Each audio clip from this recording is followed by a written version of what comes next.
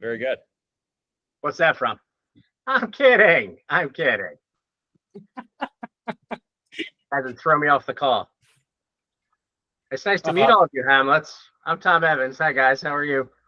Patrick Earl, nice to meet you. What year were you guys all with ASC or SSE? 2011 through 2016, and then a few appearances after that. My last one was 22. Very cool. Is it possible that James Ricks looks the youngest and was the first of all y'all to play Hamlet under? Hey, what? Come on, Jim. You do look good, though, James. You look real good. James was 2001. 99 through 2001. That's true. Hamlet was the second year. 2000 and 2001, yeah. And your run ended with the opening of the Blackfriars. Correct. And then you went to West Virginia and made the Youngs everything that they are today. It's your fault. I don't know about that. John Harrell, am I remembering right? 2011 you, and 2014, 15, Mr. Earl. Yep. And in fact, John, I think yours was the first production I'd seen at the ASC. Is that right? Mm-hmm. Was that Hamlet? Miriam and I called it the Last Chance Players because she was like 7 months pregnant when we closed that show. And, yes, I do remember that. I do. I was in my 40s. The Last Chance Players present Hamlet. I believe it was Jeremy Fiebig who then later referred to it as the Last Chance Hamlet. And that was the first time I had heard that term. I'm like, I don't know what that means. Cadence is in Arizona. How's your run going at Flagstaff? It's going good. We're about halfway through. 2 more weekends. But it's been fun. And the tent out there is in a new place this year, yes? It is, yeah. I feel like we're deeper in the forest, so the bugs have been worse than I've had to deal with before. But we're making do. Give my best to Dawn. She's one of my favorite people in the world. She is one of mine too. I will absolutely do that. Dawn was a student, MFA student at Mary Baldwin when John was an actor with the ASC. She was my high school drama teacher. Yeah. And I think it's her birthday today, actually. Happy birthday, Dawn. 2 children now. They're little angels. They're very cute. Well, why don't we officially start? And I should warn y'all ahead of time that I screwed up some of the notification for this so that the start time was listed at 8 o'clock and 7 o'clock. And so we may have people joining us at 8 o'clock that are thinking they're there at the beginning. So we'll make it feel all brand new for them as we continue on. So welcome. I thought that maybe I should start these things off by saying, welcome to my playground, since we named it that. And we're here to talk about Hamlet. And I thought a good way to start this one with 5 fucking Hamlets is to start with timeline point 1. And as you think about this stuff, this is part of what I sent y'all. But we'll start this one going in chronological order of us working together. So it'll go James, John, Patrick, Cadence, Sarah. And I'd like for you to talk about, when did you first start liking Shakespeare? And how did you get from first starting to like him up to the point where we first worked together? Whether or not that was Hamlet or not, doesn't matter. But starting with you, James, what got you into Shakespeare to begin with? You are on mute. And I suppose that we should start with because a lot of the folks on the call won't know what our connection is, but we can get to that in this answer. So when did you first start liking Shakespeare, James Ricks? I think my parents exposed me to Shakespeare at a pretty early age. And so I was aware of Shakespeare kind of peripherally, and then I got into theater in high school, and then I think I was a junior, or grade 11, as we say in Canada, when Branagh's Hank Sank came out, and that kind of clenched it for me. I was sold. I got pretty interested in chasing out all of the videos of Shakespeare that I could after that, and then yeah. Were you already acting at that time? I was acting, yeah. I mean, I was doing mostly improv stuff in high school shows and things. But I think it was our English class went out to go see the show at the theater, just because we were studying Henry V, and yeah, and I remember it being kind of electrifying, in every sense of the word. So yeah. Awesome. And from that point, what was your Shakespeare path that got you to the point where you and I started working together? I had I had done a couple of small productions in my hometown in Victoria, and then some shitty Shakespeare productions in church basements in Astoria. And then I went to that audition. I guess it was what's that big? Is it SETC? SETC was one of the ones. That's where I met you, Jim. And then that was the year we were doing Richard II, Much Ado, and Dr. Faustus. Yeah. And there's no way I'm going to turn that down. And that was great. That was a wild ride. And so you did 2 tours with us back in those Shenandoah Shakespeare Express days, and you were in Midsummer and Hamlet that opened the Blackfriars. What was the other show in that rep? RNG or Dead. Yes. With the double, we'll come back to correct doubling. Yeah, synced up. It was great. We'll talk about that a little bit later too. And that's awesome. The other question I had, you got your MFA from the program with the Shakespeare Theater in DC after you were with SSE?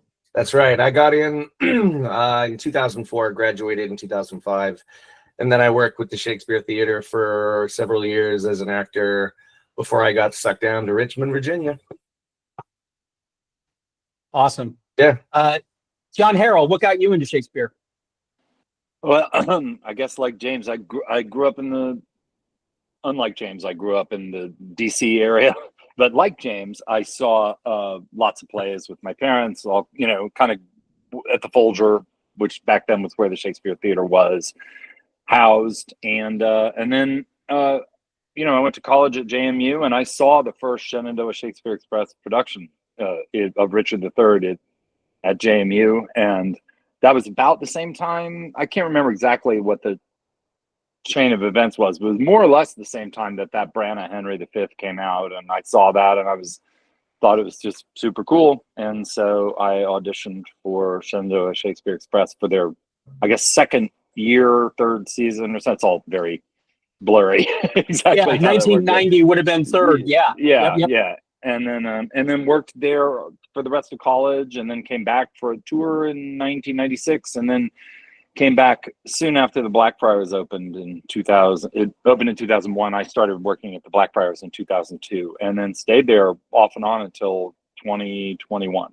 So 19 years. Awesome. Mr. Earl. Yeah. What got you into Shakespeare? Happenstance. No, it's one of those things that had always just been around. And I mean that like you read it in high school and you read it in some of it. Sometimes they even start as early as grade school. But I had a great drama teacher in high school where I went to this strict Catholic school, and we had a rival Catholic school across the city, and he would do a dual production. So like he would get the two schools together and do a Shakespeare. And it was They just, give you Capulets and Montagues and Cats. yeah, very much so. Yeah, although it wasn't exciting because it was theater kids and we hate conflict in real life anyway. So it was really cool because it was a crash course. Like there was rarely any cutting. So we're doing like 3 hours of Mackers in as like a sophomore in high school. And I realized early on that, hey, if I make sense of this stuff, if I make sense of the language, if I know what I'm saying, like James said, it's electric. You know, it can be electric. And when I decided to pursue theater, I got into the University of Houston, their professional theater training program, and it is a classical theater training program. So it was a crash course in everything from American classics to Shakespeare to Greeks. And, you know, every year they'd bring in this guy named Jim Warren to audition folks out of UH. And the year actually after I graduated, he brought me on for the first tour in 2011.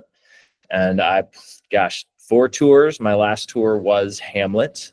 And then I did 4 tours, 2 summer fall seasons, Christmas seasons after that. And like I said before, I think the recording started, I think 2022 was my last ASC.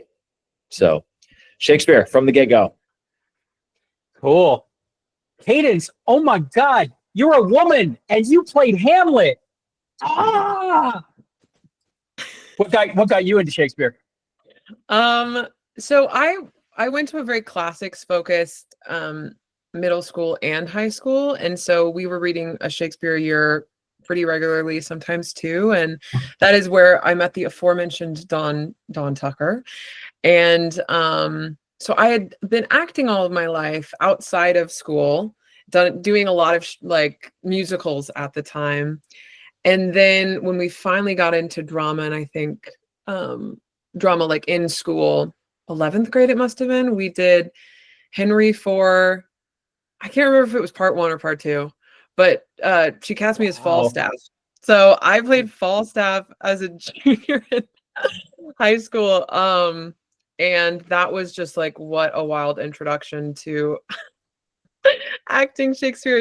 I mean, talking about, being a woman playing interesting roles. That was a great introduction to how Shakespeare, especially in this day and age, you know, because we've seen these plays so many times, we know the story so well.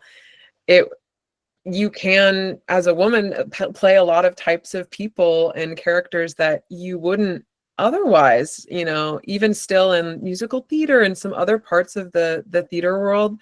I have just found that Shakespeare's allowed a little bit more fun and fluidity in that way. And part of that's because, my first role was Falstaff. So, and then I just lucked out. I mean, Dawn created this beautiful little Shakespeare company up in Flagstaff, and I was a part of their first season. And all of my acting training has been outside of that, but all of my Shakespeare training has mostly been through that company, because they bring in people like Jim Warren, and they bring in people like Christine Schmidla, who worked at the Globe. And so just I was just so blessed that this little company could bring in these huge people that I could soak up all of the Shakespeare goodness from. But that's been my journey.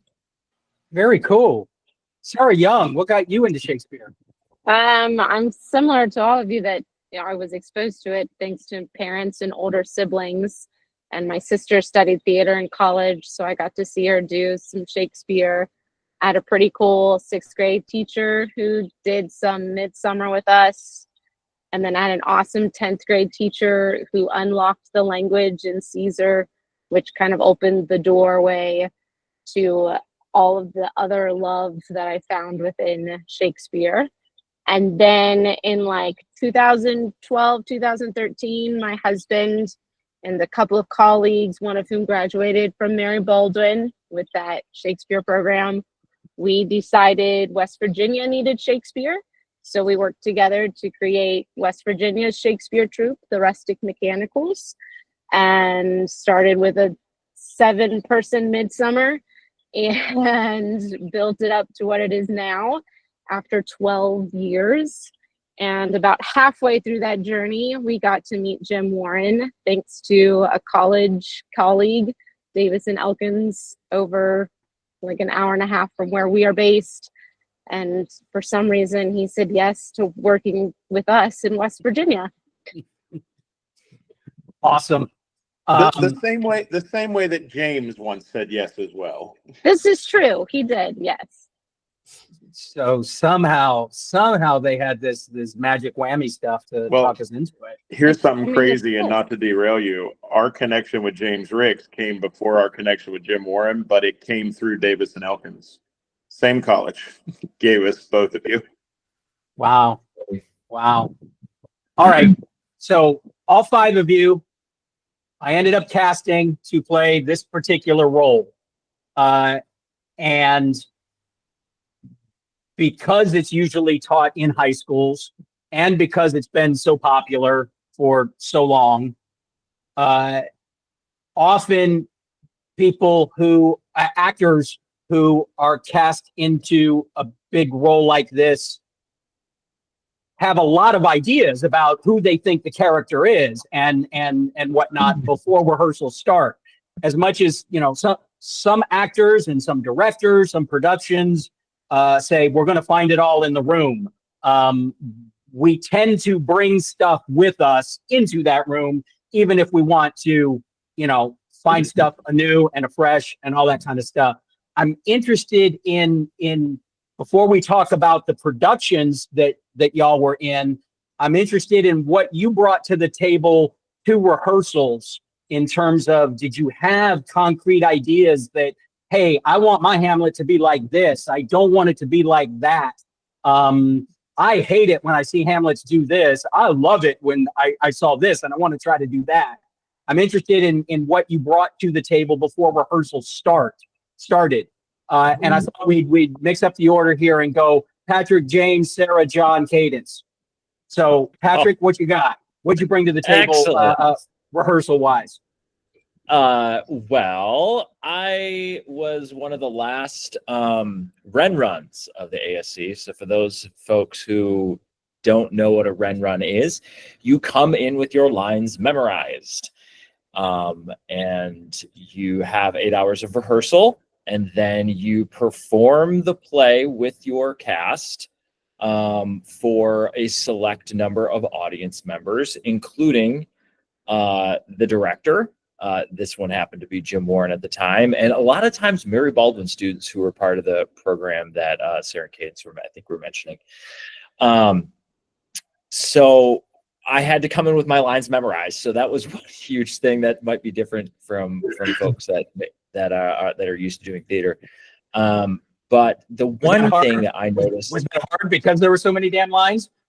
Yeah, it's especially hard because Hamlet. And not only that, but you made me do, which we'll get to in a second, the coin flip. You made me do the coin flip during the Ren run. Yeah. So that was fun too, because why not? So the one thing that I noticed in my, I guess, in my intense need and urge to learn the lines was that everything had to happen quickly. And what I had noticed from other versions, because you can't avoid watching Hamlet or being exposed to Hamlet, what I see possibly as a pitfall, other might see as dogma, but there is a certain amount of cerebral calculating nature that Hamlet falls into. And what I felt inside myself when I was attacking this role was that I didn't find that was the case. There are 5 huge speeches, but if you can imagine, these 5 super huge speeches are to his 200 odd best friends that are in the room together with him. Other than that, there is this, it's almost like in his calculations, he's grasping, he's searching, he's needing validation. He's needing to find his way in the world. He yearns to be content, and he yearns to not only just avenge his father, but hang on to what is left of his father in the world. And so what I wanted to bring to the table was not a Hamlet who was necessarily calculating his uncle's demise or trying to prove him wrong, but a guy that was thinking on the fly. He was trying to achieve goals, but in all these barriers that are coming at him, he has to almost improvise in a way, or he's seeking some sort of inspiration from what he has around him to reach those goals. So in doing that, there was almost, to me, this certain kind of spontaneity that needed to happen. So it wasn't necessarily that he was, until you get to the gravedigger scene, the most clever person on stage, but there was almost this sort of vomiting of language, meaning that he's not calculating, he's just riffing, and whatever's going to come out of his mouth, it's going to come out of his mouth. It may be smart, but it may not be the best thing or the thing that is needed to be said to reach his goals at that given time. So what I wanted was an exciting, fast-paced Hamlet, and I did my best to give the audience that. Well, what's been fun is I've been thinking back on these 5 productions, and because some of these were a long time ago, trying to remember how did I feel about certain things was an interesting exercise. But as you say all of that stuff, my memory is that we didn't fight about any of that stuff, because that was right in line with what I wanted to. And I remember, sorry to cut you off, but I remember waiting for some sort of deep seated, Patrick, you need to do this. And it never came. So there was this certain amount of kind of anxiety that I hadn't gotten a big note. It was mostly there was really good notes, hey, take care of this part of the relationship. But there was never really this, sometimes you get this U-turn of a note from a director, and I was kind of waiting for that other shoe to drop, but it never happened, which I was extremely thankful for. Where's the hump on your back and the limp? Come on, man. Yeah, right. James Ricks, what do you remember bringing to? If I'm remembering right, you had not played Hamlet before we worked on it together. Am I right? No, I had. Oh, you had. Okay. Yeah, I did it at Oklahoma Shakespeare in the Park during undergrad. So how many years before? About? I did that in '97, so Gotcha. 3 years before. No, And yes, or 96. Did you have things about that production that you really liked, or things that you didn't really like that you wanted to approach similarly or differently? There's nothing about that production that I liked. So I was very excited about an opportunity for a Redux, and I was very excited by the prospect of the Shenandoah Shakes aesthetic, and working with actors from all over the place. So, I mean, I don't know if you recall this, Jim. One of the things that I remember was, shortly after being cast in the first tour, I think I was calling you because you said we could. You know what I mean? I was in New York or whatever, and calling you with questions because I really was excited about working with a real professional Shakespeare company for the very first time. And I don't know, a lot of the things that Patrick said are very familiar.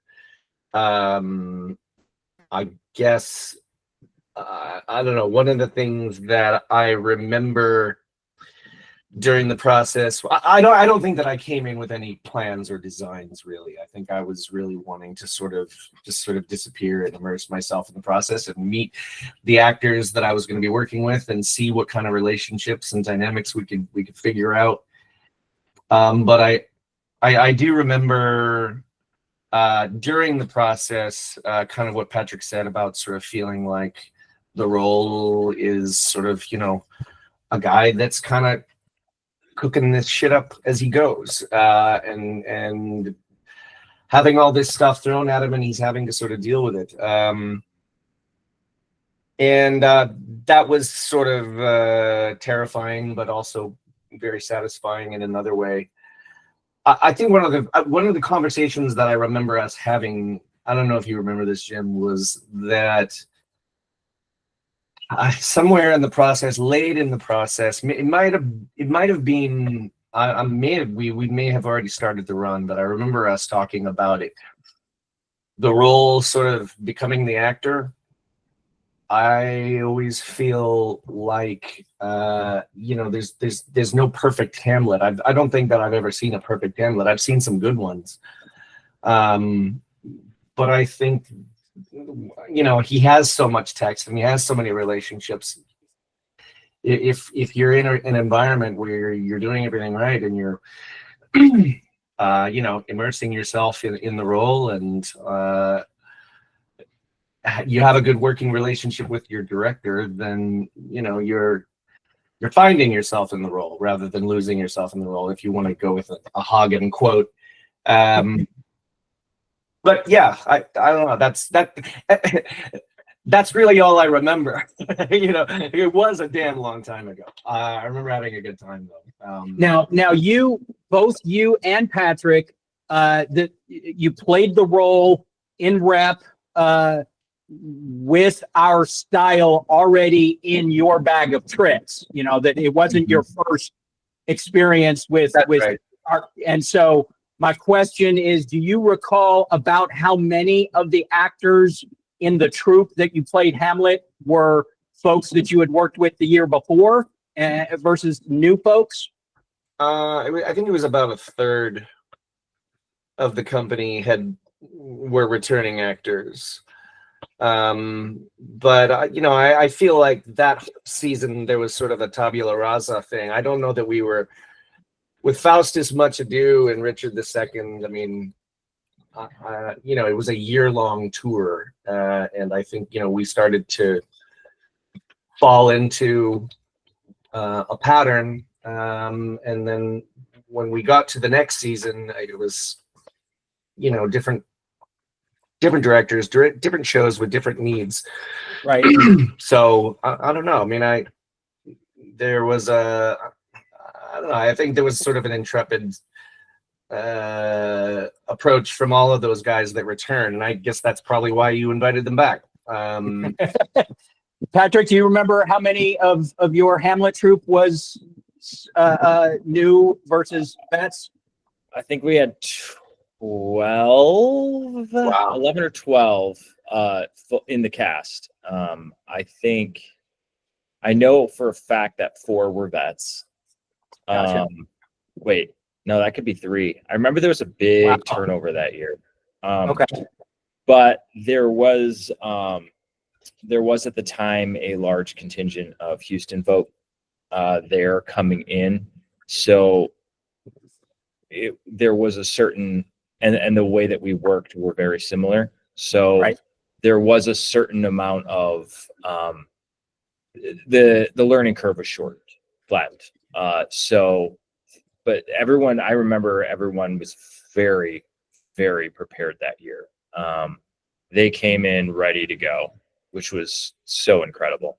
I shouldn't say that. There was a person that had not done a tour, but they had done a summer and fall season. So they were coming in, which was roughly the same. I would say, like James said, probably a third to a half were repeat offenders. James, I'm sorry that you haven't seen The Perfect Hamlet yet. That brings us to Sarah Young. Sarah Young, do you remember having preconceptions or things that you wanted to accomplish or things you wanted to avoid before we started rehearsals? My exposure to Hamlet was he was always whiny by the actors. He just felt like a whiny teenager to me every time I saw him.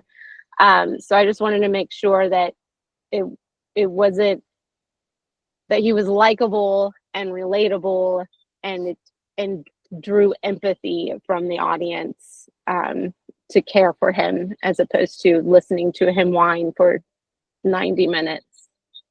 Because we did a 90-minute cut. It was real short. It was like we crammed a lot in there.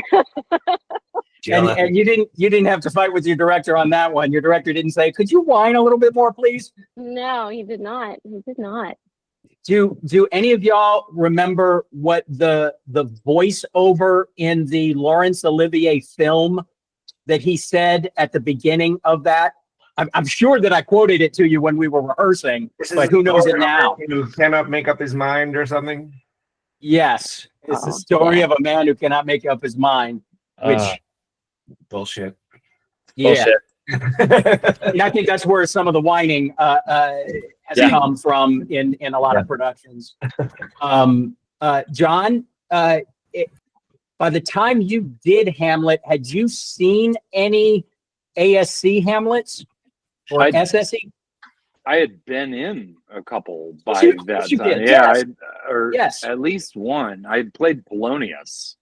I guess I'd only been in one. I played Polonius. Oh no, that's not true. I had been in a Q1 Hamlet in a Renaissance season too. So I had played like the gravedigger and the player, I think, in that production. But no, I mean, I'd seen a few. I guess I know, I've known a lot of actors over the years who kind of hold Hamlet as sort of the dream, the bucket list role. And I had never been that actor. Like I I still know lots of actors who have thought through what they would do, and I know actors who've memorized the role, who may never play it or whatever, but just like have really studied that part. David Lohr studied that part, was an expert on Hamlet, and I never thought Hamlet was in my path. Like it never occurred to me that I would play Hamlet until you cast me as Hamlet. Like literally, I don't know if you remember this. I wasn't pretending to be surprised. I was legitimately surprised. Like, what? I'm going to play Hamlet. So I had never really thought about it. I mean, I thought about other parts of that play, but never that role really. And so to me, it was like, you know what? If you come at that part without really having a lot of preconceptions about it, what you learn quickly is that is a really good part. You get to do pretty much all the really good stuff is in that show. And I remember memorizing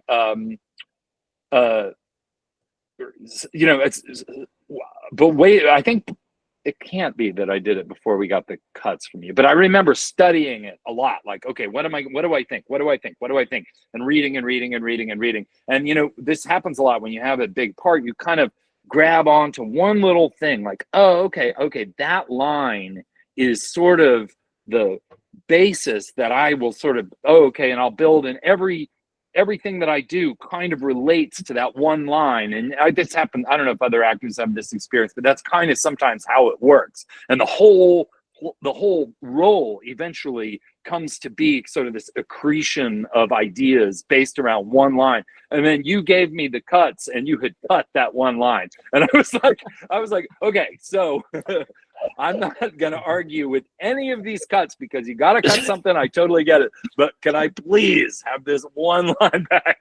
And so, you gave it back to me. So, do you remember what it was? Yeah. Do we want to know? It was the line about that he says to Rosencrantz and Guildenstern about you would pluck out the heart of my mystery. I just loved that line. And there was so much about it that was so cool, I thought. So anyway, and you cut it quite sensibly because that plays 700 years long if you do the whole text. So, but anyway, that's what I remember about. But I'll bet he preparing. can't eat a crocodile.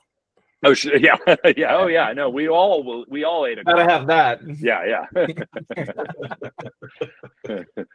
that's sort of what I remember.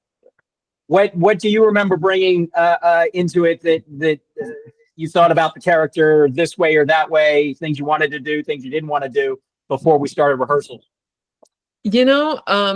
I have a horrible long-term memory. I have a pretty good short-term, which is good for lines, right? But my long-term is horrible. So I didn't bring in a lot because of course I'd seen Hamlet. I had read it. I had seen movie versions, play versions, but at that point, like it had been a few years since the last one I'd seen. And so I really didn't remember much. Much wasn't imprinted. Similarly to John too, I never thought I would play that role, especially not as a 25-year-old woman. I was just like, this is maybe later, but I just didn't have that in my head. But similarly to something Sarah said, like I knew I didn't want him to throw out some adjectives, whiny, pretentious. I also, and I know we'll talk about this, but I was so intimidated by the role that I knew there was just like no room but to jump and just like rip myself open and see what happened, and just kind of jump is what the whole process to me felt like, just taking a huge leap. But yeah, genuinely, because of my memory, I didn't have much preconceived notions coming in. Picking up on that intimidating, any of the other four of you did you find it intimidating because of how damn famous it is, how big it is, and Hamlet? It was intimidating anything that was in your brain, in your feelings? I wasn't. Honestly, I was the most stressful part of that whole thing was memorizing all those lines for the damn Ren run. So getting them all in my brain was, once it was in there, it was fine. And I've always been pretty good about if I'm redoing a role that is popular or whatever, it's hard to like not just read the lines over and over again and like find things for yourself and find things that are refreshing, yet unabashedly making the same choice that you've seen or seen another actor make, if you agree with that choice. So the thing that I found weird, honestly, was being in the role and hearing the iconic lines come out of my mouth. I don't think like, here I am trying to like be in the play, and what took me out of the play the most was hearing the iconic lines come out of your mouth. And you're like, because if you really think about it, like the most, like when we hear to be or not to be, or, oh, what a rogue, like we study these in speeches, not in this cascade of storytelling within this, well, I would say concise, but within the play itself, in the context of it, we don't usually consume it that way. And to hear me say in my own head, say the lines it kind of brought me out a little bit, but it also, once you get into it, that feeling kind of dissipates. Sometimes when you go to see productions of Hamlet and you come to those famous lines, they run away from it. They don't want to commit to whatever that moment is in their story because it's famous. I saw Ray Fiennes, and I am not sure this is actually true or if it's only true from the seat I was in, but I think he started the To Be or Not to Be speech off stage. That's what I remember, is like hearing him kind of saying it as he came on. I didn't see that one, but I remember reading a review where they said that. Okay, so I'm not crazy, and it was like that's running away from the line,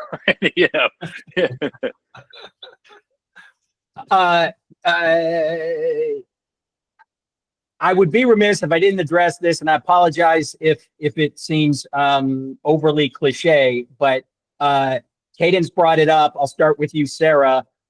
As a woman playing this famous part, talking about all the lines, talking about how famous, talking about how intimidating stuff. By the time you got cast in this part, had you played a lot of male roles up before that? So yes, more male than female would be the accurate statement. And even by the time I had played Hamlet, I had played Romeo, and I was playing Prince Hal in Henry IV in rep with Hamlet when I did it. So it was not new ground in terms of playing another gender, of even a larger role of a gender, the larger role of the opposite gender. So that wasn't difficult for me. I did find myself wanting to make sure I didn't let my scene partners down. I did not want them to come to rehearsal going, why am I here if she doesn't know what she's doing? So that was the most intimidating part that I felt, was just making sure I was prepared so we could all move forward. Did we ever talk in that production in the beginning about the possibility of it being Princess Hamlet? No. Why? Yeah. No. Yeah. Cadence, did we ever talk about that? No, in fact, we talked about how we were definitely not going to do that. I I believe I brought it up. But yes, just completely. That was the only choice that you just Wait, pooped on. That isn't what you were doing, Patrick. I saw that, Hamlet. That. I tried to stick it. Thank you, John. Yeah, Thank you no, for the I validation. really pay I'm attention. slipping in there. I'm glad someone caught it. it makes the line about plucking hairs from your beard a little different. There it is. Yeah. Did you, Cadence, ever have any conversations during the run with audience members, female audience members, saying anything about getting to see a female play the part? Did that ever come up? Not that I can directly remember. I do think, and I felt a little bit more intimidated, because I think it's always a little bit more intriguing to an audience if it's I don't know, something they haven't seen before. And I guess I was worried, people would expect I'd have like some big feminine spin on it, or I don't know, like that they would expect some crazy new. But that's kind of where I was, felt the audience in that way. But I can't think of any specific conversations that I had with people about that. And Sarah, I remember you and I talking about that, and I don't think you had any of that, or Not when I played Hamlet, but a few years before we had done Hamlet and I played Horatio. And I did have a lovely older woman come up to me after the show and say, "You were Horatio, you played a boy." And I said, "Yes, I did." And she goes, "That's okay." And then she just walked away. So no issues with Hamlet, but apparently a female Horatio was a little weird.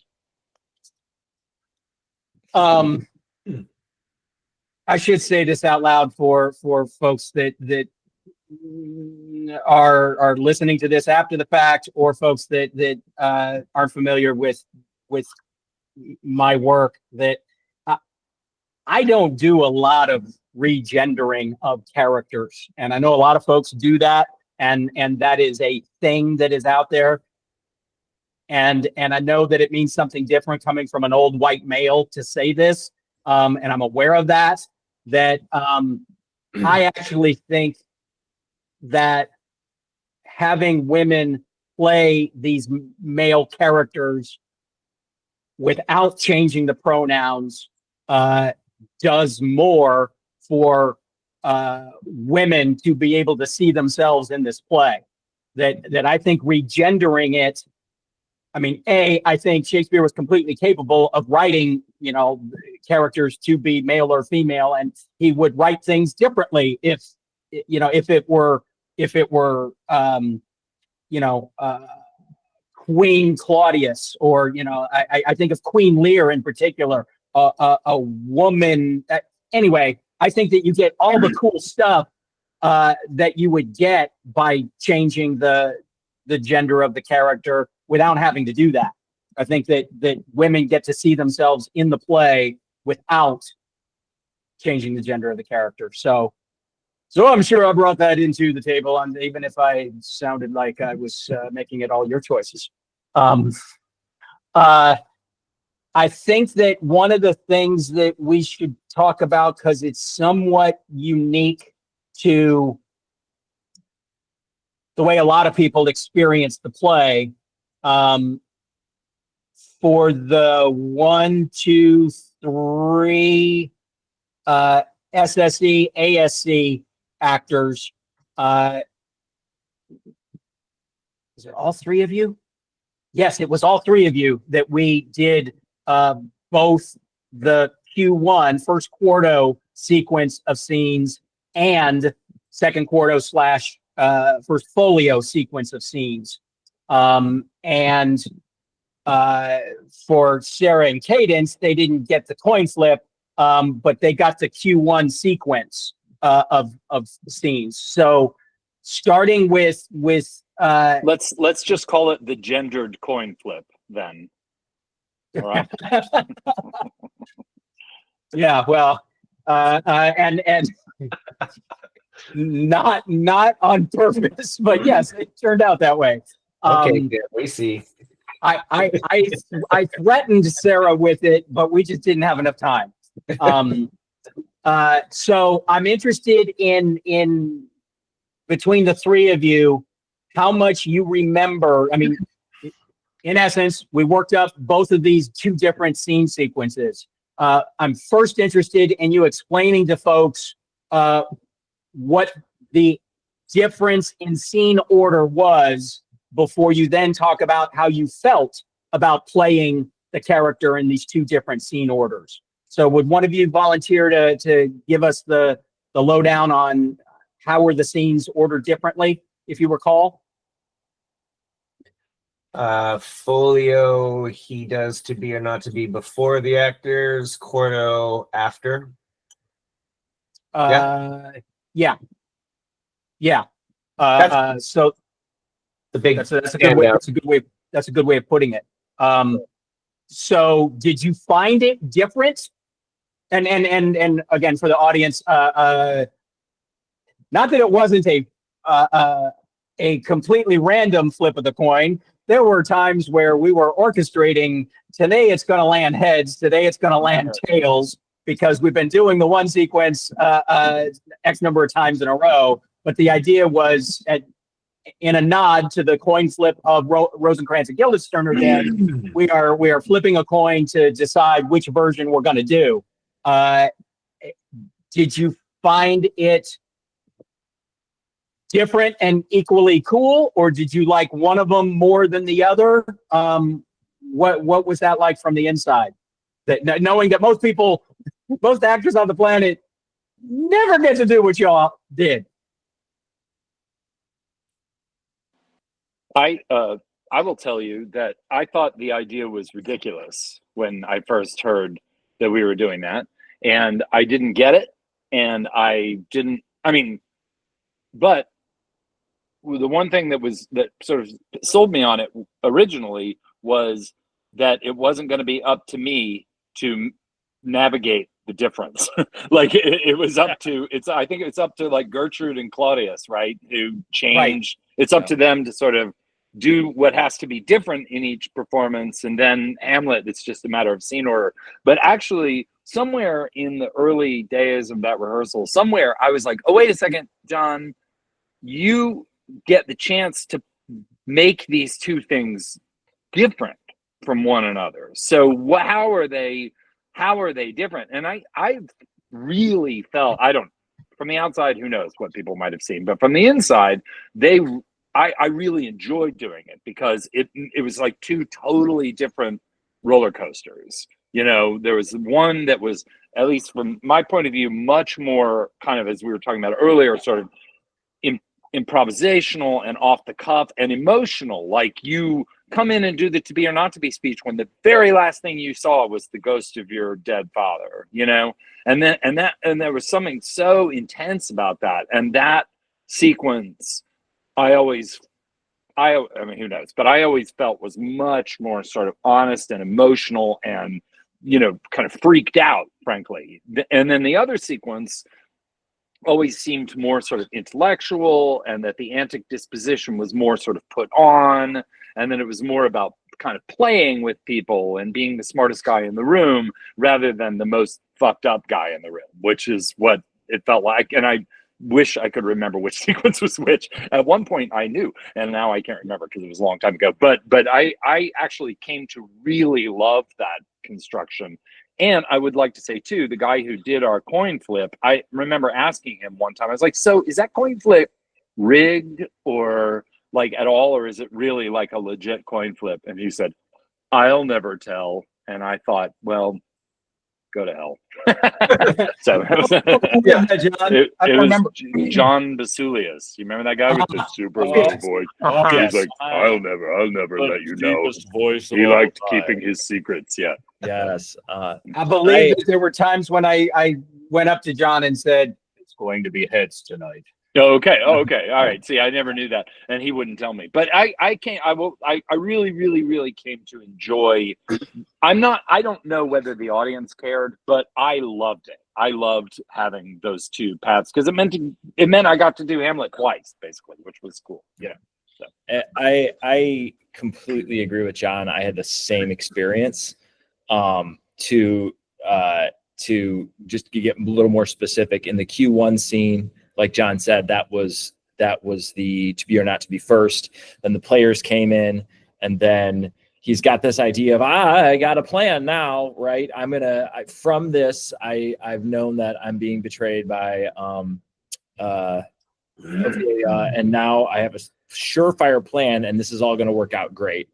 And then in the folio edition, you get the players first, and then you get the thing that always tripped me, and I don't think I ever quite nailed it with the folio order was this. Okay, I got the what a rogue after the players. I have made this decision to set a trap for my uncle. I'm going to find out because my dead dad said so.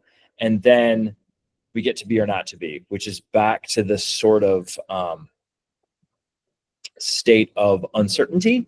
But like John said, there was this certain way that it was slightly different every night, where you had to find the reason why you went back to this almost state of indecision, which to me was, okay, let's all take a step back and really think about, okay, this guy's obviously had experienced a lot of trauma. And if you just list the things in order that he has stacked against him, like any normal person would be like completely paralyzed, emotionally paralyzed. Like, what?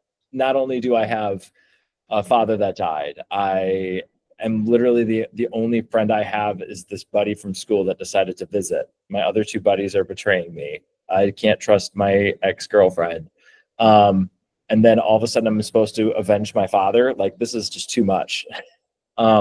So for me, it was, like John said, just having to navigate each individual sequence each night differently was both a challenge and also a wonderful opportunity. James, how much do you remember of that difference? Yeah, I remember to be or not to be always being difficult for me. I always thought I never thought of it as a return to a suicidal state. I always sort of thought it was kind of meditative, sort of exploration of human suffering and and morality and making moral decisions within the context of this situation. I always wondered, is it covering for a costume change? Like, it doesn't serve a whole lot of dramatic purpose. It's one of the most famous fucking speeches ever. And it's mostly because of those first lines. I mean, the rest of it's pretty good too, but Give me Rogue and Peasant Slave any day. What I remember about when it was after the actors, we did a thing where, because I don't know, did you guys ever pick up that book, the Modern Hamlets book, and it's all the guys talking about their Hamlets? It's like Jack B, Kingsley, all the guys. Really? Oh my god. Anyway, you guys got to check it out. One of those guys talks about,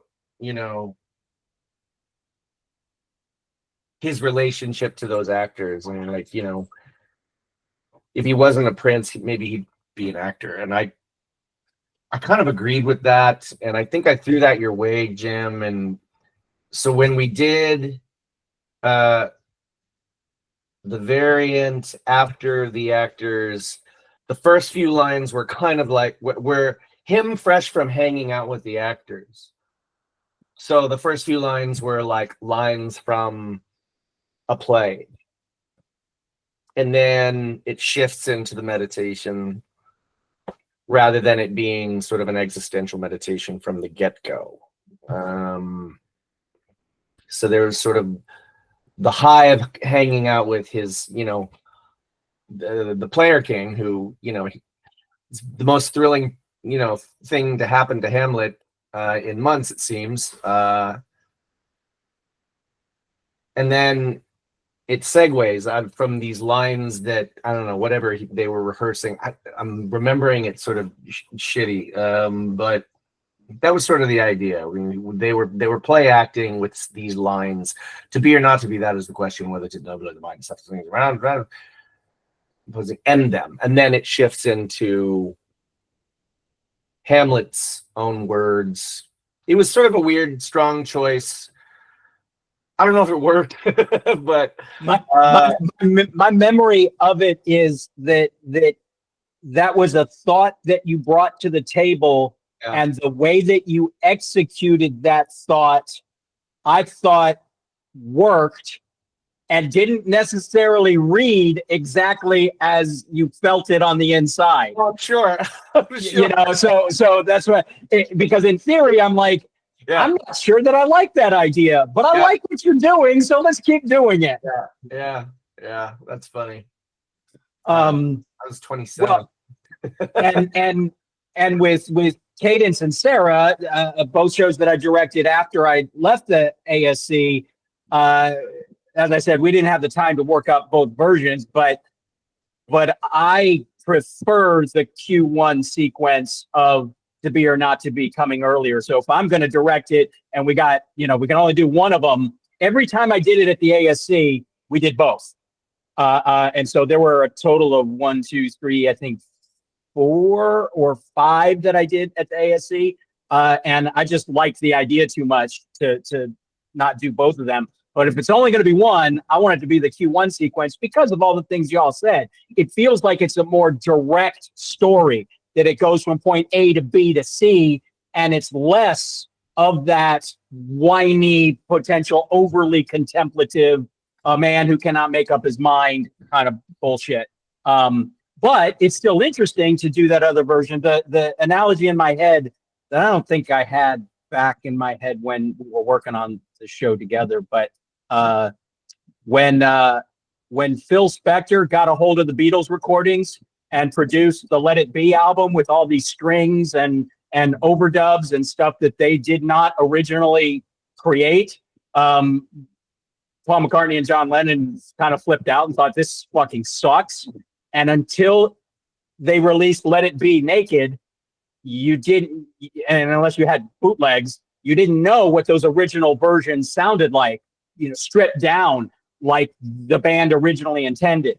I have no fucking clue how Shakespeare's company performed these shows, but what we do think we know is that the Q1 sequence was in print earlier than the first folio version. So it could be that it was the original way that his company performed it was the Q1 sequence. And by the time the folio was printed, either Shakespeare himself or the company had decided to rework it, to change it around some. And I think it's one of those cases where I like the Phil Spector version of Let It Be, but I think the song's a little bit stronger in the Let It Be Naked. And that's kind of how I felt about Q1 versus first folio. I got a ton more questions, but before I keep going with questions, how about folks that are here in the audience and or you 5 Hamlets yourselves? Who's got questions for these Hamlets that are questions not from my brain? Anybody? Well, I'm curious what Patrick was talking about, how whatever Hamlet is, it's 6 speeches or 5 speeches with a bunch of lines in between. That I just wonder, like, to me, the rogue and peasant slave speech, the speech with the what's Hecuba to him or he to Hecuba, that was by far my favorite speech. Oh yeah, and I just want to know if other people felt that way about absolutely. 1,000%. I see I Patrick was nodding his head. I my- see James. I see Cadence. Sarah, did you have a favorite? I don't know if I had a favorite. I know that the Rogan Peasant Slave was the one that I struggled with the most. It's I just mean- got the most stuff. That's the thing. Yeah. It's got stuff. Yeah. Like it Crazy goes long, from too. it's intellectual and it's emotional and it's theatrical and it's it's got all it loses language at some point. He's unable to speak. All the good fun stuff. It's that tons of embedded stage direction too. Like, so it just like gives you a little roadmap of what he's doing. But I will say, like, I don't want to like narrow it down to those like 5 speeches, because there are like some excellent moments that are off the ball. Like one of them being, the thing that got me like every night and it never got old was his last real speech to Horatio before the fight, where he's like, they're like waiting for Laertes. He's like, bro, you just don't have to do this. Don't be an idiot. You don't have to fight this guy. And he's just like, something about a sparrow. What is it? Some lies in the province of a sparrow. It's in the fall of a sparrow. Yeah. He comes back from the Pirates a lot more zen. He Zen. is like, it's like White Wizard Dane. Yeah. It's like he knows what's going to happen. He's willing to make the sacrifice. And there are certain things like what happened is going to happen. Let be. Like, just, it's cool, man. And that, to me, it was like the most, it was the realest moment between two characters in the entire play. And sometimes it just whizzes right by. And it's got a lot of gravity to it. I was blessed with a great Horatio, and I agree that moment was key. Oh. But Patrick Midgley played my Horatio. He was perfect. He was exactly what you want your Horatio to be. Literally rock solid, as literal as you can be about a human being being rock solid. Patrick Midgley. Hey, I'll tell you what. There's Thursday. a couple years there that if your name was Patrick, the shirt was coming off. Like it was like, really? We're 2 Patricks. We're gonna sword fight shirtless. All right. My shirt Did they came ever? off Hey, too did they in ever Hamlet. nickname you It'll never Six happen again. Patrick? I'm sorry. Say that again. They should have nicknamed you guys Six Patrick. Six. Oh, Patrick. there it is. No. Well, Hey, there's a unfortunately for some of us, There's a question in the Six chat Patrick. from Benjamin Reed, who I think is also a Hamlet, or was a Hamlet at one time, maybe. He was asking if y'all got to do the how all occasions speech, and what your thoughts were on that one. I don't know if the 2 women got to do it, because those productions were cut. It's So easy to much cut that- that speech. I It's a really whole- didn't it's want to just cut it for the 2-hour version, but I think I might have cut them for y'all. no, I did it. It was right before he left, right? It was right before he left on between After Fortinbras. and before the Pirates. Yes, Yes. I did. Also, like I always took that as not, and I'm thinking about this like a decade out, but I'm realizing like that's kind of the first. It's the beginning of, like you just said, the Zen. Like it's beginning of like the consequences of my actions now are past my control, and I'm kind of along for the ride on this point, and I'm gonna go into one direction. But yeah, it was also little gem of a speech. I did include that. Now I'm thinking about it. Yeah. I think both of you did get to do that speech. I might have trimmed it I mean, it was some, but short, but But yeah. that's one of those things that like the musicians in Romeo and Juliet, I usually go into a production thinking, I'm gonna keep it. I gotta find a way to keep it. I can do that in Romeo and Juliet if it's a 2-hour show. If it's an hour and a half, that's easy to go. But with Hamlet, because it's so often cut, I know that I kept at least some of it in there, because I think it's too big of a milestone for Hamlet, in my opinion, to tell the scope. And to me, again, y'all have heard this ad nauseum. To me, the joy in cutting Shakespeare is trying to figure out how you keep the scope of the whole play, but trim it enough that it can be shorter. As soon as you start lopping off, that whole that whole soliloquy or the whole character of Fortinbras. I really never ever want to do that, because to me, the joy is how do we make sense of all this shit that Shakespeare wrote just in a slightly abbreviated way? How do we keep all the pieces but make it shorter? I've cut a lot of plays too, as you know, over the years, and one of the challenges is always, what do you do with, how do you cut a character whose trait is that he talks too much, you know, and like Polonius, or even like Claudius in Hamlet, they both, part of what's going on is they say too many things. So how do you make it shorter and still keep that sense that they're talking too much? And that, taking that mentality into it, how can I judiciously cut but still make sure that everybody knows this person talks a lot? In Claudius's case, he talks in a weird way in addition to talking a lot. And Polonius, if you don't let him, if you don't leave in enough, then you're fucking up, I think, a huge part of that character. Other questions y'all have?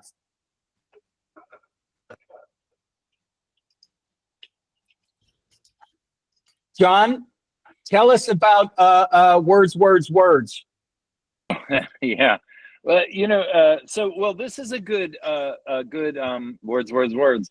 This is a good example of the quarto versus folio distinction that I was talking about earlier. Was I guess it's the quarto is the one that I think of as more sort of emotional and immediate and all that stuff. And it was like, Polonius says, what are you reading, my lord? And Hamlet's reading a book. He's reading out a book, which apparently is in early modern sort of iconography is a sign of an emo kid. Like if you read books and have your hair about your ears, then you're, you know, feeling something strong. And so in the feeling something strong version, I guess the quarto version, it was, what are you reading, my lord? Words, you know, because it's a book and crazy. And then in the folio version, which for me was much more sort of intellectual and austere and more sort of playing with people, especially with Polonius, you know. The fishmonger scene is very much that. Well, so I would say, if you'll stand up one more time, Jim, I would say I would read these three as word, sword, swords, which actually you'll notice that it does spell, and it was a way of screwing with Polonius, who already is sort of scared of Hamlet, you know, word, sword, swords, and you know, and it was, I don't know, it was kind of funny, and people who knew the play would laugh because I was being erudite and intellectual and all that, but that line reading was different in those two scene sequences. Wow, John, you just took me back, and I would love the other three Hamlets take on this if you did it in a different order, James or Cadence and Sarah, what you all thought of that line. But I don't remember which version it was, like I did, but I remember thinking, like you said, there's this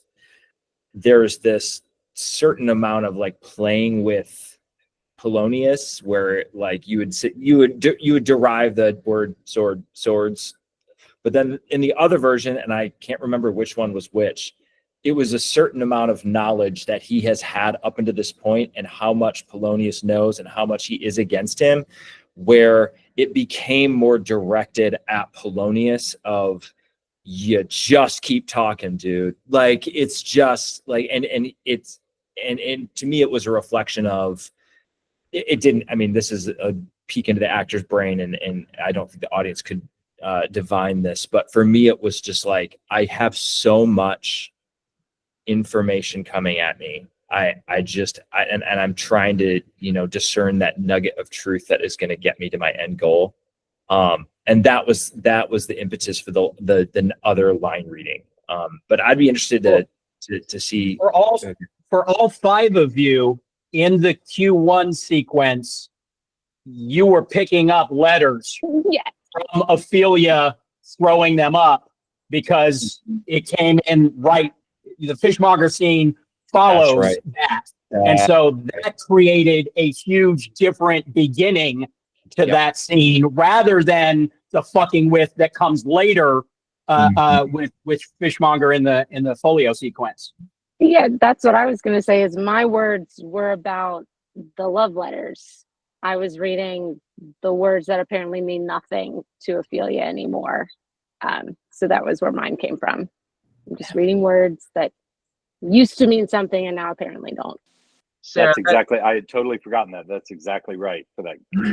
Yeah. That's it. Yes. Sarah, And you I'm that. bring up a really interesting point, and this is a question for Sarah and Cadence. I'm just curious how playing the role may have changed your thinking about the other female characters in the play and the relationship with Gertrude and Ophelia. It's a big question. Sorry. Well, I just don't You know, think change. when you played it as a man, when you were a man playing the part, did you feel one way? And then when you were a woman playing the part, Yeah, no, I don't think it changed my opinions of them. You just view them as the relationships of this is what I want from you. This is here I am performing for you. Here I am trying to convince you to do these things for me and connect with me and be truthful to me and believe me and be on my team. And so it wasn't about the gender for me. So I will say, Oh, I'm sorry, Cadence. oh no, I was just gonna say I definitely did weaponize Hamlet's masculinity against the other women. I think I definitely used that as an extra tool. That as a woman, I just found, and as one that's been used against me, of course. I found that really interesting to play with. So I do think like my Hamlet found different ways to get at Gertrude and especially Ophelia, unfortunately, that because they were women and there was just a little bit of a power play there that I definitely think my Hamlet in his backed into his a corner pulled out some of that. one of the things in your production, Cadence, you are somebody that most folks would say is pretty tall when they see you on stage. But my memory of, at least with what you were wearing for shoes and what Ophelia and Gertrude were wearing for shoes, you didn't tower over them. They weren't small compared to you. So I think that I used your height more against people in Midsummer than I did in Hamlet. Yeah, that is probably true. Yeah, I was also in rep with Hamlet. I was both Oberon and Theseus in Midsummer. So yes, played many a king. And yeah, I do remember I was still definitely taller than them, but yeah, it was not a towering thing, but it was a I know I have some power over you that you can't do anything about kind of edge up that he had. I used your physical height against Rosencrantz and Guildenstern more. Oh yeah. Yeah, the intimidating factor. Mm-hmm. Colin just asked a great question, Jim. He just said, anybody have any thoughts about the fights at the end of the play, Hamlet's final lines, and being dead on stage? Well, I should say this out loud for all 5 of these productions. I thought that we had really good fight choreographers, and that matters a lot to me. That I really hate going to see theater where I think the fighting stops, and so I'm not saying that 100% of the productions I've directed, the fights always look super, super great, but that's certainly a goal in my head, is that fights serve a certain purpose. And if you're not able to identify what do you want to accomplish, how do you accomplish it with the bag of tricks in each actor, how do you make it work? I always think that that's something that takes me out of the story in a lot of productions. So I worked hard to help give all 5 of you some good shit, and it was easier to do because we had good fight choreographers. But so that's from my outside point of view. From the inside, how do you answer Colin's question? We use swords in all of them, so it wasn't like we decided to have a boxing match. I don't remember who choreographed our fights. That's a great issue, John. I'm sure I should, but I don't. It could have been any, but I do remember the fight was really good, and it was fun to do. Yeah, it was Benjamin Kearns did Patrick's. I think Jeremy West did. No, I don't remember. It was either Jeremy or Benjamin. I don't know. Yeah, I'm pretty sure it was Benjamin because I think I remember that in looking shit up for this conversation. Okay. But I didn't look up all of them. Yeah, and James, I don't remember who choreographed that one. I don't think it was Pops. We had Pops. We had Pops, baby. Right. I mean, just sorry. He kicked our asses.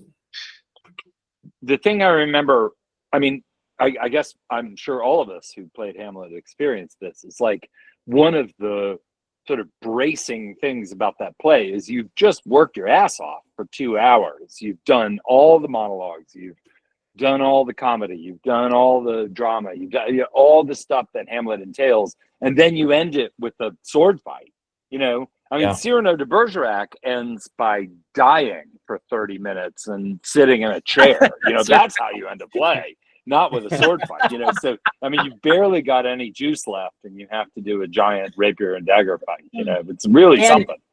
And you as Hamlet have to win the first 2 points against somebody who's supposedly better than you. That's right. You've got to be pretty good in addition to saving enough battery life to get there. Yeah. As a fight captain for the show a couple of times and a chronic Claudius, I actually find the most dangerous part of that sequence is Hamlet dumping the goblet into Claudius's mouth, because it's really hard to keep that under control. And I've had quite a few teeth bashes that came. I was going to say you can break teeth. With that. I agree. As the former Claudius as well, Tom, not only did we have the water dump, which my Hamlet had to climb onto a table in order to reach this Claudius. Not only did we have the water dump, but we had a foil to the groin to get us to the water that dump. I turned into. So I also had a blind target that I had to turn into my moneymaker. But we had an awesome Millie is our fight choreographer. Millie, and I want to put the props up for the female fight choreographer that we have. She's awesome. So yeah. It was hire my cousin. Her name is Jenny Mail. She's one of the top SAFD fight choreographers. She's my cousin. I love her. Hire her. So. I know that we had crotch going on for yours, Patrick, because I posted that photo of Claudius on the ground and you doing his crotch. Did we have crotch in John and James? Crotch? Did you get to put a sword in Claudius's crotch before you did the? So. No. I don't think. Not for you either, Cadence. No, I definitely 2 out of 5. I definitely sliced his guts open first, though. Oh my goodness! And then poured on him. So much more control there. Yeah, but I still poured the water, poured on him. Just so you know, the outtake on the podcast version of this is just going to be you going crotch, and that's gonna be the title of the episode, I think. That's the lead in. That's the lead in tag from this whole thing. Crotch. And then, No, Mom. I don't know when the podcast is airing. Can you get it close to Jason talking about his moneymaker too? Maybe. 100%. Yeah. Anything else y'all remember about the fight? It was honestly for us. It was. I had a great fighter for my. Oh my gosh, blanking. Laertes. Thank you. I had a great fighter for Laertes, so that made my job a ton easier. Spoken like a true Hamlet. What was that dude's name? I can't. What was that dude's name? I don't even know. What's that guy? And I took his shirt off too, so it was 2 guys fighting shirtless. All right, I will say this. I kind of get why you made that choice. I do. I will say there were no one in the audience was paying attention for like 10 seconds after that. They just needed to get it there was like a built-in pause from that point on. Like we're like, okay, we're all gonna fight, and then like the shirts come off. Photo, Patrick. With you there with your abs and like an entire row of people absolutely losing their fucking.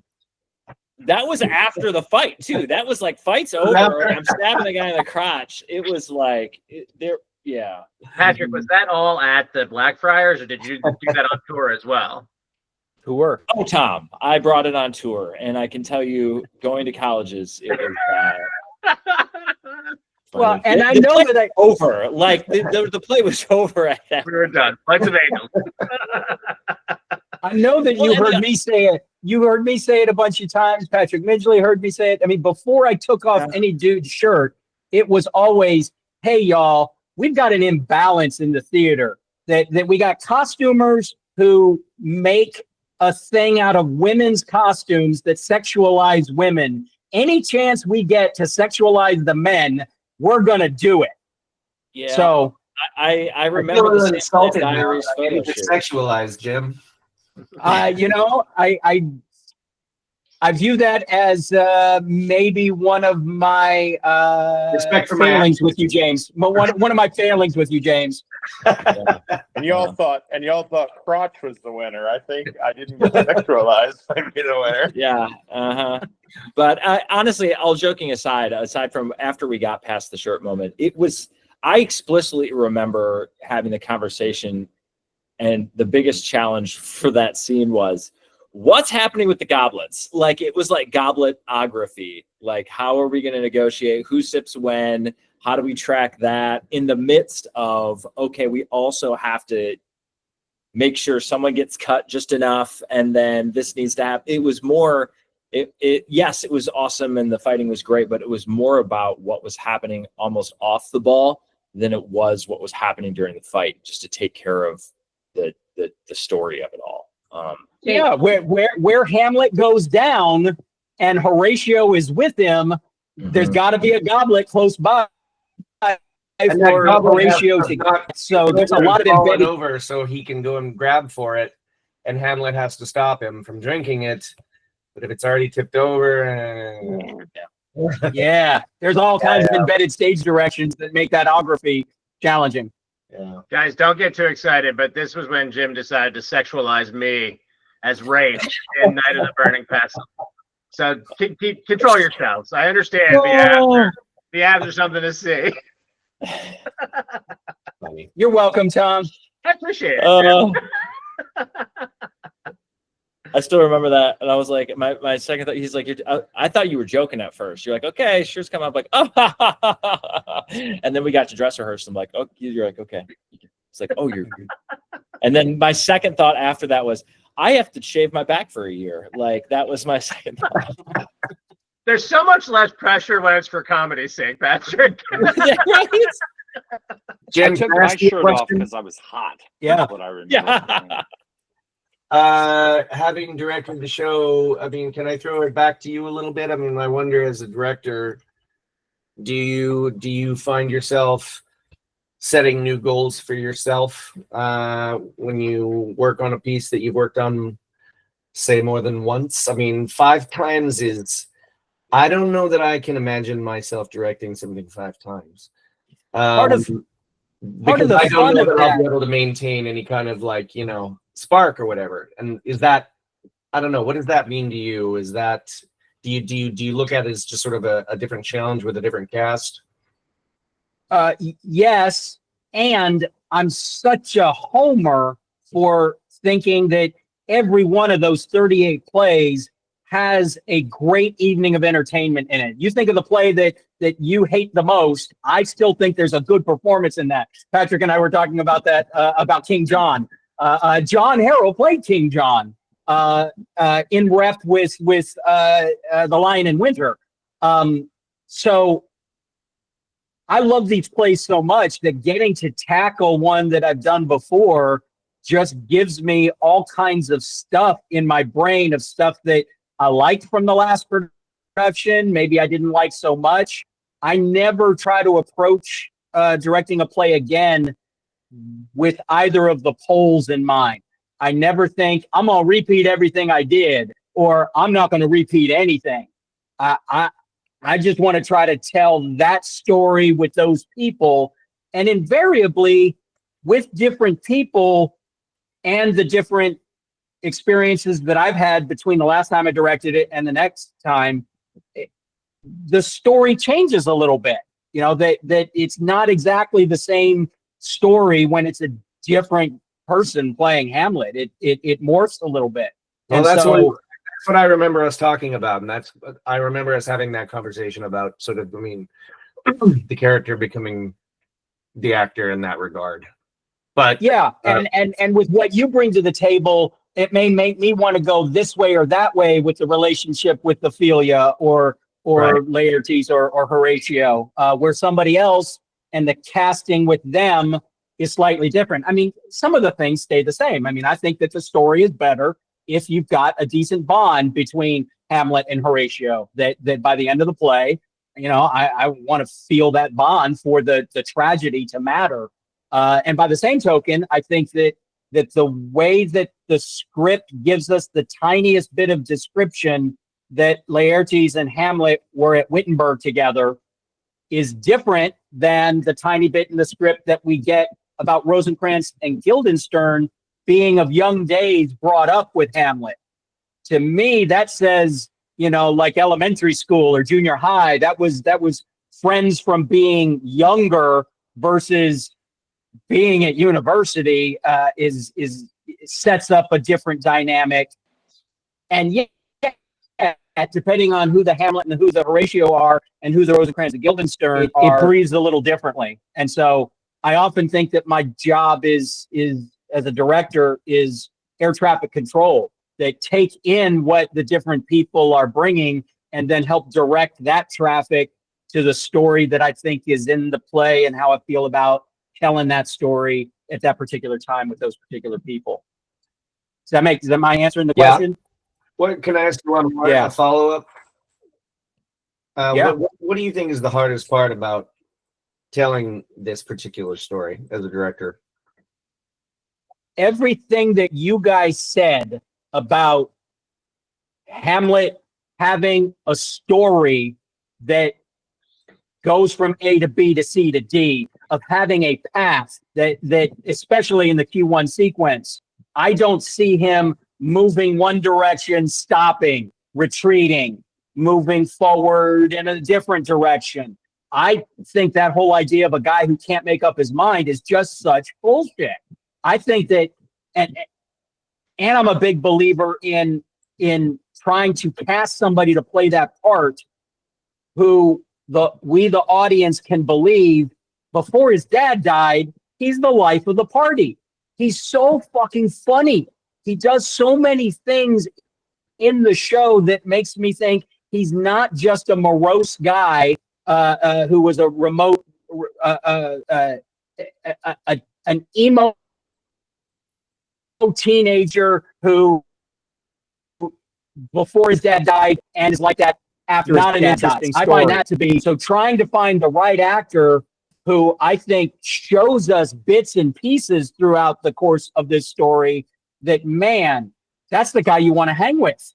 That's the guy that you want to party with, that you want to talk with, that you want to have late night talks in college about philosophical shit, and you want to kick the shit out of him playing foosball. You know, that I think. So the hardest part there is finding people that not only can embody that, but also if they come in with the preconceived notions that Hamlet is a guy that cannot make up his mind, then I need to change that. And with all five of you, I didn't have to change that. So am I getting to the answer to that one too? So casting. Casting. Well, and again, any of y'all that have directed, you know the difficulty of how do you take something that you see in your head or hear in your head and mind meld, do the Vulcan mind meld with actors so that you're not just feeding them the shit you want them to do that's in your head, but you're trying to combine what's in your head and what's in their head and hopefully lead them to choices that feel right to both of us. And anytime you're having to tell an actor, I need you to do exactly this, I need you to do exactly that, that's never my preference. I even if I think I know where I want this to go, I need to get you to want to go there. Right. So yeah, casting. So Well, don't that's cast somebody that the magic of like I think that's what a sort of the sleight of hand that a good director does is make the actor feel like every choice they made was their own choice. Yeah, even if it wasn't. Especially for for you three that were SSE, ASC, they were long fucking runs. So if you didn't own your choices, you weren't going to be able to hang on to those choices. And with Cadence and Sarah, we had shorter runs than those. Sarah's was longer than Cadence. You can fake shit for a short amount of time, but if you're performing it over and over and over again, you better feel good about the stuff, or else you're not going to be able to hang on to it very well. And often when you go to see a show and you feel like, I don't think that actor knows what they're saying. It could be that they never knew what they were saying, or they faked it for a while to get to the point where now they seem lost because they don't seem to get it. It's good to hear you say these things, Jim, because I mean, yes, Hamlet is the Renaissance man, and a modern take on that, I think, with an American sensibility, is not without significance. My reference point being performing in Germany, where like Hamlet's sense of humor and awareness of irony was not appreciated as much. I got a lot of verbal feedback about that. And I think that's James got to perform Hamlet in Europe, y'all. In front of the Germans. Yeah, it was great. But the Germans were picky. Yeah. I bet they love the ending. Yeah, they like the part where somebody in the audience sneezed really loud, and I said the only word in German that I knew. See, Cadence knows Christina Schmidle, who is the sort of authority on Der Bestrafte Brudermord, which is the German version of Hamlet. See, and it's a different play. Yeah.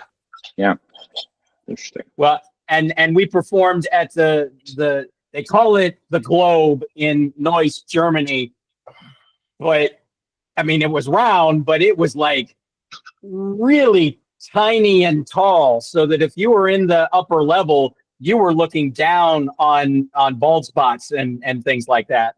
It was cool, but it was hard. It was weird. Yeah.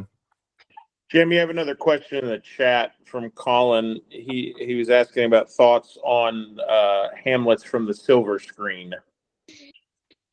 Yeah, James mentioned the Branagh Henry V. Any of y'all influenced by or like or really hate any of the Hamlets out there? The best Hamlet movie, I think, and I mean this, I genuinely mean this, is The Northman. I think that is the best film version of Hamlet. If you haven't seen it, go see The Northman. Yep. I was so terrified that you were going to say Lion King. No, The Northman, because Hamlet is a play. It's not a screenplay. You know, it just doesn't, like, when you see, I don't know. The Northman gets at the essence of what that play is about, I think, in a deep way. So the Scandinavian sort of sensibility. Yeah, the revenge and the sort of psychedelia of it, the sort of what is And happening, the abs. you know? And the abs. And the abs, and the abs, yeah. Abs. But just the idea that there is vengeance at work here. That play is about murdering the guy who did you wrong. You know, that's something that is hard to pin down, I think. And I don't know. I like the Northman. I vote the Northman or Strange Brew. That's the other one, I guess. Others? I Oh, thought Cadence and Sarah shake their heads. Nope. I thought Tenet was pretty good. What was that? What was that? I'm sorry, James. What was the one you said? David Tennant. Yeah. I thought he was good. I went in with a bad that one. attitude. I went in with a bad attitude about it, and I thought he was really interesting. Was it a And recording that's- of a staged version, or was it a movie? No. That's It was like soundstage. They filmed it. Okay. But they filmed it after after doing it. Yeah. but that's I the was one with like I was the lucky enough I security got to see that live. the security Did you really? cameras, right, James? Sorry. Yes. That's the one with the security cameras where Tenet is sort of always being watched on these security, and he delivers a lot of the soliloquies to these like security, like the camera cuts and a little TV is watching this Yeah, soliloquy. you you did know? that a little bit. Yeah.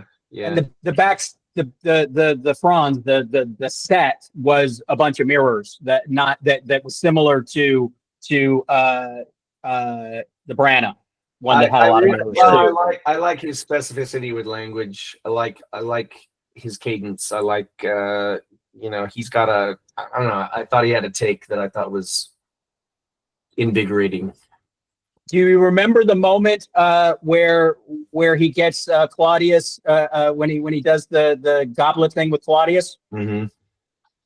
That was my least favorite part of that whole movie. Yeah.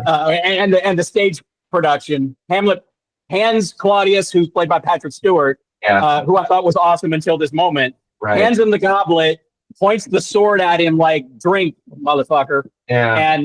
And live, Patrick Stewart looked to the audience, shrugged his shoulders, and drank. Shut up. And I thought, oh man, Wow. did not care for that choice a whole lot. That's funny. Yeah. Well, I just like Tenet. That's all. Well, yeah. I love David Tennant. And he wasn't. I mean, a lot of there's more air in the film than there was in the stage production. I didn't think that his stage production was filled with all kinds of silences because he was contemplating all this stuff, which happens. I mean, y'all know that.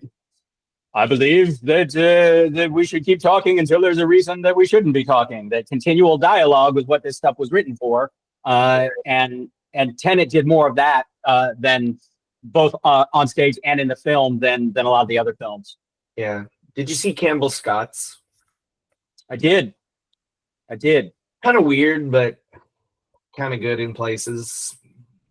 I don't know. I've always liked him as an actor, but I don't know. I don't think it doesn't stack up as well, but it's interesting. I find all of them have something interesting. Right. I mean, even Ethan Hawke. It was. I mean, I'm older than most or all of you. When Mel Gibson, who was, a stud on screen at that point, coming off of all of the things that he had done prior to that, him playing the role was the first time there was a sexy film star playing the part, and that was new to film, and part of what I thought he brought to the table that was appealing. Bad haircut. I was just about to way too old. Sun in. I was just about to say, if I had to choose a production that wasn't associated with a live stage production, I was going to go with Mel Gibson. But my second thing was, but that hair, it was the 90s. And I think that the bleached tips was just coming in. Like, I don't know. It's, Also, it was Glenn Close played his mother, and she was 9 years older than him. That's right. That's right. and the haircut didn't help that. hey, I think I have the record for weirdest mother. My wife, my actual wife played Gertrude. So thanks, Jim. It's definitely weird. Yeah. And on that That's note, really weird. Yeah. Yeah. If you weren't playing into any of the undertones, the casting would have done it for you. paging Sure. Dr. Freud. How many times did I cast you and your wife to play? So that was a mother and son. Was there more of that or more romantic coupling? I think it was more romantic coupling. Yes, there was no. We only there was one romantic coupling. That was Benedict and Beatrice. There was Polonius and Hermione. You're not going to count Duchess of Malfi? Well, I was going to say the other incestuous undercurrent was Ferdinand and the Duchess. That was a little weird. But I guess it gets you the undertones. But no, Polixenes and Hermione, I guess, was a little bit, but we did Benedict and Beatrice. Jason got to play Claudius to Sarah's Hamlet. So creepy uncle's stepfather. The 2024. There were no undertones in that. I don't think. No. What was that, Tom? Anyone see the Ian McKellen Hamlet from 2024? Yeah. Oh, that was the who is the I saw bits and pieces of it. Who is the Jonathan Hyde is Claudius. yeah. I haven't And seen it, so I who was was curious. Ophelia? It was someone. Gosh, who was Ophelia? I'll I tell you. forgot what it was. Yeah, someone Google that. Looking. Alice Wynne Davies was Ophelia, or Lise Wynne Davies. Emmanuel Cole was Laertes. Right. Yeah, I'd be interested to know how challenging that was for him. I saw him on stage with Patrick Stewart do Waiting for Godot, and they were both really, really wonderful. That was the first production of Waiting for Godot that I did not hate. And John was in it recently, and that was the second production that I did not hate. But he had some issues. He and Patrick Stewart had, they're old dudes, and there's a lot of lines. So. And very circular. Yeah. Easy structure to the, hard to remember. Okay, as we wrap up, as we get thinking about the clock, Hamlets, were there any questions that I sent to you that you were hoping that we would get to that I have not? Oh, let me get to one. In repertory, James, you played Hamlet in both Hamlet and Rosencrantz and Guildenstern Are Dead. And Patrick, you played Hamlet in both Hamlet and Wittenberg. Was that cool to have a different version of Hamlet? Was it hard? What was that experience like to get to play the same character in a different story? Rap. James, you want to go first? Sure, yeah, I remember it so well.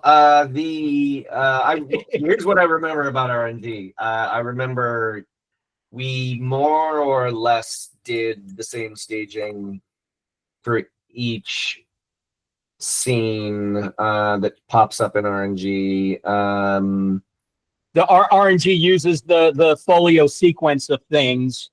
So trying to recreate our staging was part of what I was trying to do whenever possible. Yeah, I mean, it doesn't matter what the sequence was. The staging was the same. But I mean, like the big problem for me was there's a long period where Hamlet is like asleep on the ship, and I think we had it. I was in a box, buddy, for quite a long time, and there were some days where it was very difficult to not drift off. I don't recall either seeing myself or hearing a report that No, I think damn, Hamlet's snoring. Hamlet's snoring. Somebody go wake him up. I think I was okay. I think it was okay, but you know, we were on tour. I was 27. I'm sure we were at a hotel bar the night before, and I was like, it's RNG the next day. I'll be fine. I don't have to get a good night's sleep for that, except for that one scene where I have to fall asleep in a box. Hamlet is much smaller role in RNG or Dead than in Wittenberg. Wittenberg prequel to Hamlet. And if you haven't read it or seen it, I think it's really wonderful. Even though I don't know if you remember, Patrick, us talking about the differences between the Hamlet that Davalos wrote versus Shakespeare. Oh yeah, and I don't want to. My take from our discussions was this isn't the same character. It's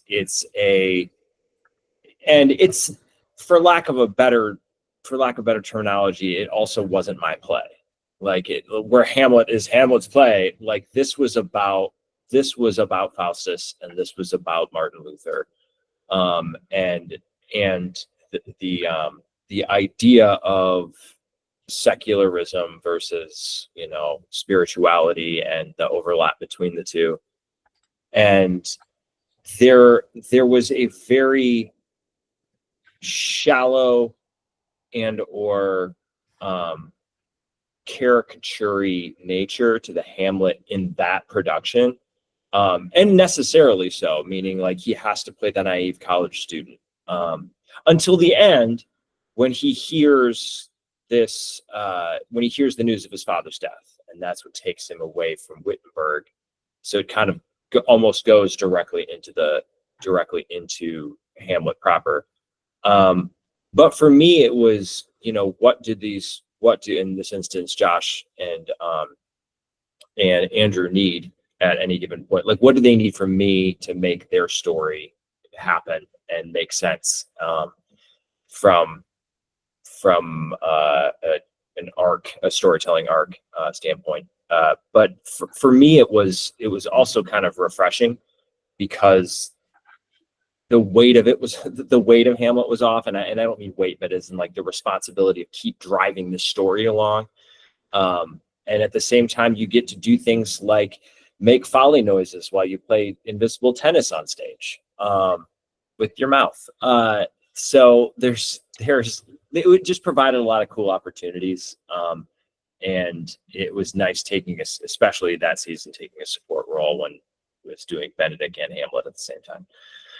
We were lucky enough that I got to have an email exchange and relationship with the playwright, and I told him point blank, I said, dude, we're doing Faustus and Hamlet and Wittenberg in rep. What a cool thing. It was cool. But David, the playwright, I said, you really sent Hamlet up, and you like do all kinds of Elizabethan-y things, and you do the guy who cannot make up his mind. And I got to tell you, I'm not going to change your play, obviously, but I am going to try to get our Hamlet to be more grounded than I think you wrote him to be. And he said he thought that was a great idea.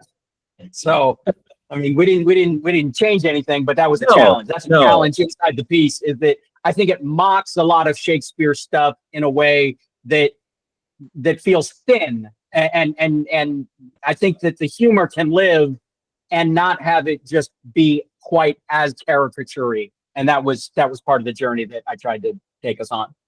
Yeah, but like it's funny because like I say that now, but like looking back after a decade of teaching at college and running a theater company, it's like, oh no, I know that kid. Like I know that guy. Like I know that that Hamlet that was written. I know that one. Like that I've met that college student before. So there is a kernel of truth to that. Hamlet, you're a senior now. I think it's time you pick a major. Yeah, right. Yeah. Mm-hmm. Sure. Anything else, actors, that you want to talk about to wrap us up? Anybody in the audience got something? It's a good part. It's a good role. Someone's got It to does say the not rest in suck. silence. It does not suck. Well, thank you all so much. Thank you for sharing. Thank you for going back on memory lane, and this was a delight. So so wonderful to see you all. Really Thanks. appreciate you guys. Thank you for making the time, and on to many more Hamlets at the AGC. Nice meeting y'all. Great meeting Thank you. y'all. Thanks, and have a Thanks. wonderful night. Nice to meet you all.